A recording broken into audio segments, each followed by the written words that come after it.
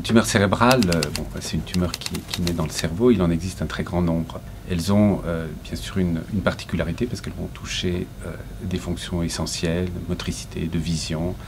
Elles vont toucher également la pensée, le langage, voire la personnalité ou le comportement.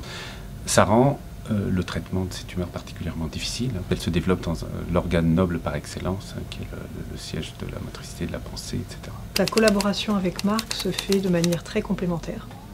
Marc et son équipe s'intéressent à la caractérisation des moléculaires des gliomes de patients.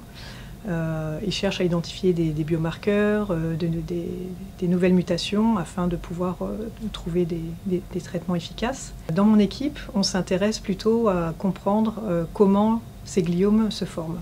C'est-à-dire à partir d'une seule cellule malade, quels sont les événements au niveau moléculaire et cellulaire qui vont aboutir à la formation d'un cancer, d'une tumeur. Notre approche elle est très tournée vers le patient, très pragmatique. L'approche d'Emmanuel est plus celle du scientifique qui va chercher à comprendre le développement de la tumeur. On a sans cesse des allers-retours comme ça entre la tumeur du patient, ce que fait le gène normalement dans le développement du cerveau, qui nous permet de mieux comprendre ce qui se passe dans le développement des gliomes.